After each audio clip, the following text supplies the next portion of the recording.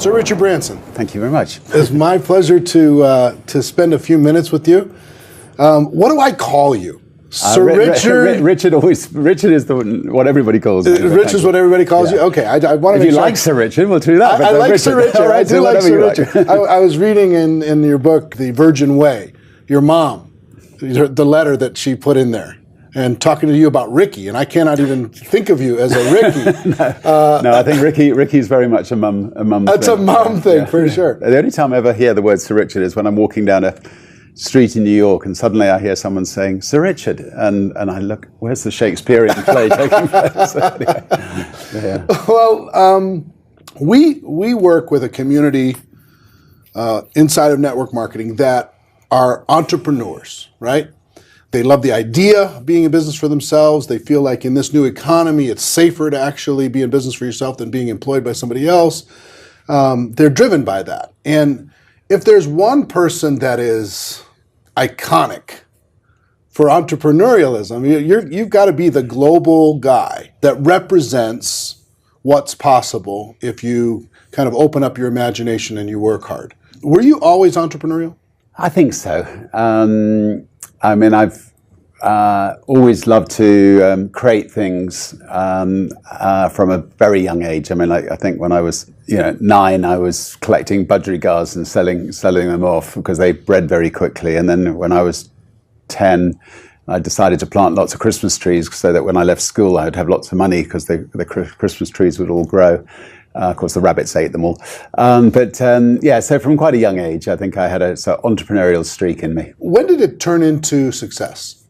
Depends your definition of success. I mean, I left school at 15 to start a national magazine to campaign against the Vietnamese War. And that magazine was my education. It was very successful. Not financially, but it was very successful in that it had 100,000 people reading it. And it was very successful in educating me.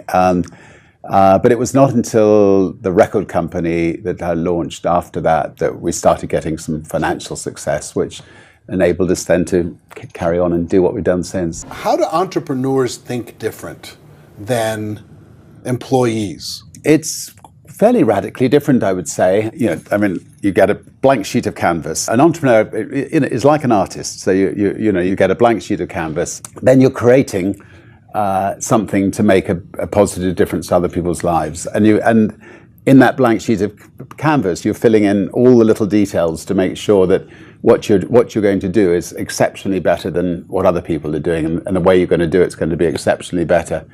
Then you, as part of that canvas, you need to have your people that you're going to have working with you on this project in that canvas, and make sure that they're completely committed to to the whole picture. And then most importantly of all, you just say, screw it, let's do it and get on and start creating. You may well fall flat in your face, but then pick yourself up, keep trying until you succeed.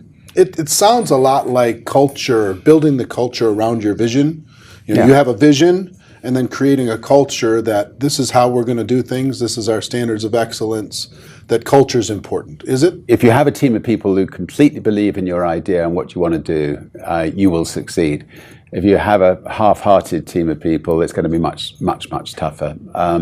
So it's really worthwhile making sure that whatever it is you're doing is as worthwhile as possible. And if it's not worthwhile, it's just a money-making thing, then add something on, a new dimension that maybe is helping make the world a better place, and that can motivate all your staff as well. As we continue to talk, I explained that the network marketing community is very passionate about helping the world. They want to create a better life for their families, and the same for other people. They want to grow their team and their network of distributors, so they're constantly searching for quality people to prospect. So I asked him, what advice would you have for someone that's looking to expand their influence? With all these companies and employees that you have, what do you look for in a person when hiring? What we look for is people who are great with people. I mean, I think personality is so important. People who genuinely care about people, people who praise, don't criticize. These are all attributes that are really important. And sometimes people who are, a little bit zany. I mean, you don't want everybody to be just ordinary nice people. You want one or two people to be a little bit off the wall, but just to throw that into the mix. Is that part of your culture? The little bit of a wild streak? Yes, I mean, I think like there are companies that get rid of people who are don't fit neatly into the box, and often those people could turn out to be the most creative people. I remember many years ago getting a call from a local record shop and saying that one of my employees was stealing from Virgin and selling our records in the local record shop, and I asked to see him, and he came back into my office, and I didn't sack him. I just said everybody needs a second chance in life, so we'll give you a second chance. He then became the most loyal employee ever. He found some of our most successful bands for us. Boy George, right? He found Boy George, Culture Club, Genesis. Wow. Second chances can be good for both people. Yeah. One of my friends, network marketing, one of the top leaders, a dear friend of mine, Jordan Adler, he is one of the people signed up to go into space with you. He's going through the training right now as the process. Was that a brand building experience? Is that just the way you live your life? Just let's go do the wildest things possible? The original adventures, the ballooning, trying to be the first across the Atlantic in a balloon, or the fastest across the Atlantic in a boat, sometimes sinking, whatever, was when we just started Virgin Atlantic, our airline, and we needed to come up with some way of putting it on the map, and we had a lot of fun in the process in doing so.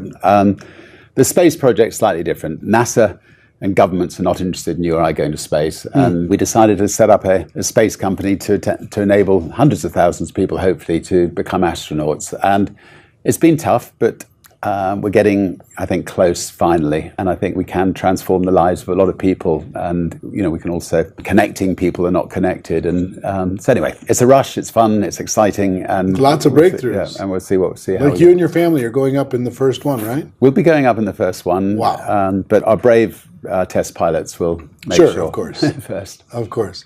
Like I've talked about this audience, the network marketing community. There's about 100 million people around the world that are engaged in this. It does approximately $200 billion a year in revenue. It's growing, it's expanding, and these home-based entrepreneurs are looking for a better life for their families.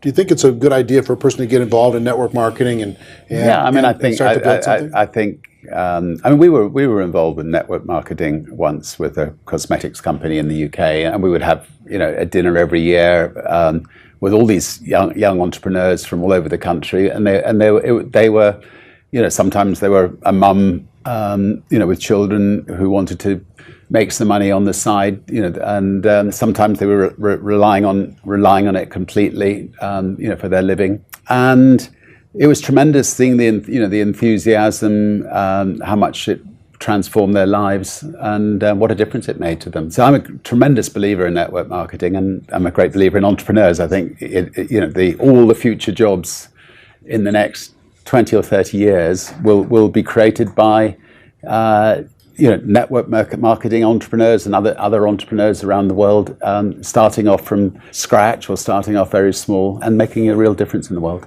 I think your information is really valuable, and I'm so looking forward. When we thought about who to bring in to our GoPro Recruiting Mastery event, December 1st through the 4th, we have Tony Robbins coming in for an entire evening, but the iconic entrepreneur, the guy that can offer up ideas. And we're going to be asking the audience for questions that maybe would be appropriate for them to hear your answers to, and we're going to have some time at that event to be able to do it. So I look forward to continuing the conversation when we get together there. But what advice would you have? This audience, they're hungry, they want it, they want to be GoPro, they want to become a professional, they want to become a successful entrepreneur.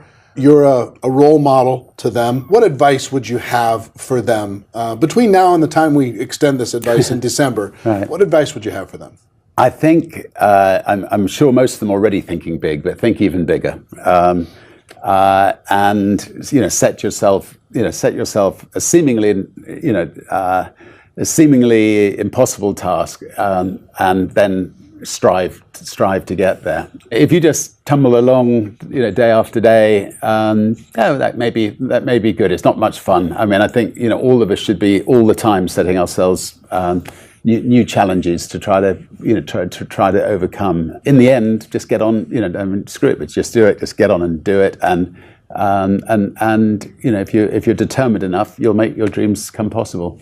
We talked about the idea of successful people like yourself. They say yes first, they tell the world, and then they figure it out.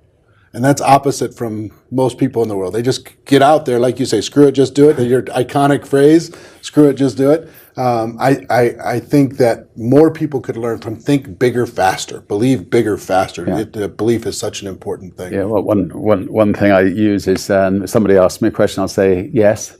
Now, what was the question? I mean, life's a lot more fun if you say yes than if you say no. I think my greatest fear in life is saying no to something and regretting it. I've never regretted saying yes to something, even if I've fallen flat on my face.